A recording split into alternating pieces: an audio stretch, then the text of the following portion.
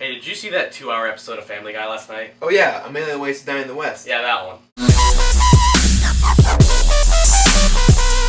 Hi, I'm John. And I'm Ethan. And we're here to discuss the new Seth Macfarlane movie, A Million Ways to Die in the West. Well, I feel like right now Seth Macfarlane is at a really good place in his career. You know, Family Guy is still going strong. He's going into this movie. What were you kind of expecting? Well, what I was expecting was kind of a raunchy movie, much like Superbad. And really, that's kind of what I got. And, you know, I'm glad, because, you know, I'm all for the comedy. And, you know, I'm glad I saw it. What did you think? I was, at least for my expectations, I was expecting, you know, kind of like we said in the intro, just a 2-hour live-action episode of Family Guy. Something that doesn't take itself very seriously, and it's pretty much just a string of jokes for a while. And that's pretty much what I got. I think I'm happy with it. Now, do you think it held up over the time it was running, 2 hours? It was pretty long. It was 2 hours, which is definitely a lot longer than most comedies are. Longer than most comedies. I think it held up fine, but again, there were some patches where it could have been, you know, better. Yeah, it wasn't. It was pretty consistently funny, except for the parts where, you know, they tried to squeeze in these sort of serious romantic type of scenes. Yeah, that didn't really. They just seemed unnecessary and forced. A lot of comedies these days do that, and I just don't see why. I don't think it really adds anything. Not much purpose, but, you know, kind of have to have, you know, you can't just have like a balls out kind of fun fest, really.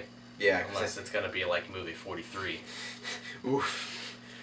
But, yeah, it didn't really, I mean, it wasn't really a good thing to have those scenes in there, but it didn't really bog it down too much. It didn't make it overly bloated or anything, you know? Yeah.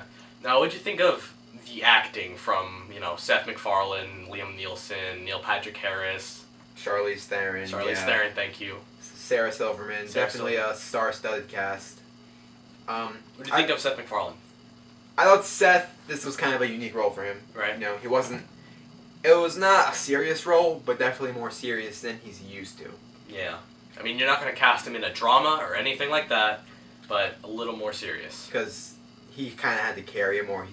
I don't think he's ever done this before. He had to be like the leader, hero, kind of figurehead type of thing for the film. Right. And I think he did a pretty okay job of it. You know, he couldn't have done it in any other movie, of course. No. But because he wrote that for himself, I think it was pretty okay.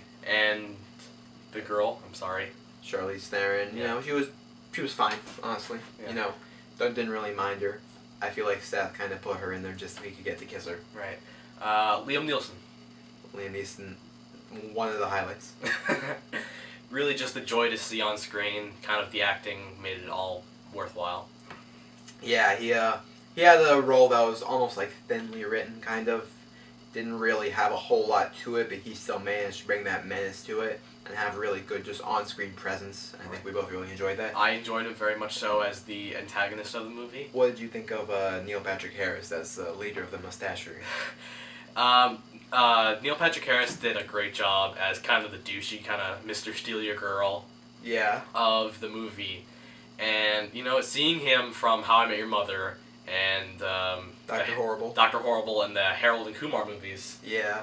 I think his acting translated well into the movie. Yeah. I like seeing him there. Because he lends himself to more of a silly acting style. All those things he's done, you know. He's very rarely really serious and emotional scenes, and he's brought a lot of fun to it, I think.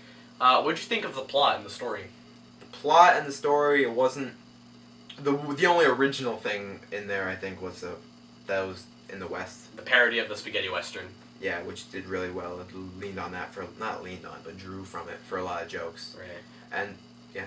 I just think that it was kind of a basic kind of story. You know, you have the bumbling kind of doofball kind of guy, and you have him pair up with, you know, this kind of, you know, like strong lady, and they're both gonna team up and fight the bad guy. It's kind of that basic kind of plot, but it's alright. It's good. It does have that basic plot to it, not really very interesting. You know where it's going, it's predictable, but you don't really need an, you know, gripping plot for a comedy. When comedies have that, it's good, but this is very silly, not taking itself seriously, very joke-driven, and, you know, the story was fine. It complemented, you know, what the movie was trying to do. The ride was predictable, but the journey there was fun. Is all I can say about it, really. When's your poetry book coming out? What do you think of the comedic value throughout the movie? the number one thing that was good about it. I think it was very, very funny throughout. You know, not every joke went. I think. All right, I thought it was very funny throughout, and we've said this before. It leaned on a lot of vulgarity, slapstick, visual type of stuff. Poop jokes, death, genitalia, all that good stuff. All that great fun. And yeah, Seth MacFarlane does do that stuff pretty well, but there were times in the movie where it did lean on that, and that was definitely an issue for me. Right. I mean, you go into it expecting it, and I have no problem with those kind of jokes, but it got to be a little too much at times. I mean, if they pulled off the vulgarity stuff just right, I wouldn't mind it, but sometimes you kind of do notice it, really. And you were just kind of like, really? It's a lowbrow kind of thing, again, a raunchy kind of thing. Yeah. And what's interesting about that, you know, the movie leans on so many of those kind of jokes, but this movie has actually been adapted into a book. Is it, though? It is, yes. It is based on the screenplay, but Seth MacFarlane did write it himself. It's not just like he paid some guy to adapt it. It is a novel in its own right. So you think that'd be good because the movie leans so much on, you know... The visual, the visuals. The visual slapstick, kind of just seeing silly things happening. I mean, if we're gonna talk about how the visuals go into the book, you gotta take into account, like, how are you gonna talk about poop jokes and, you know, retarded sheep and all that? And then he pooped into the hat, and there were many gross noises. It doesn't really have the same effect. Right. So, covering all that, what's your overall rating? I'm going to go ahead and give it a solid 3.8 out of 5. I really enjoyed it. It had a good flow for the most part. Kept me entertained. Not very many dull points. Still had those scenes, you know, kind of just a little bit unnecessary and awkward, too serious. Some jokes kind of were too vulgar and just didn't really, were just kind of eh. Right. But all in all, I really loved it. Kept me entertained the whole way through, and I recommend you go see it when it comes out. For me, I'm going to give this movie a 4.5 out of 5, because the movie was just so tuned for me that, you know me personally, I love this movie, because it's just, it's my style, and it's only not getting the 0.5 because, you know, the awkward kind of romantic and serious scenes did kind of, like, bring it down a little, but I don't think it brought it down enough to, you know, like, really make a hindrance. Yeah. So that's what I give it, a 4.5 out of 5. Yeah. Alright, well, A Man That Waits to Die in the West, I recommend you see it when it comes out. Do you think it's going to be good when you see it? What you think about it? Did you love it? Did you hate it? Let us know in the comments. And what should we review next? Let us know that in the comments also. For Stub Masters Reviews, I'm John. And I'm Ethan. Have a great day. See you later.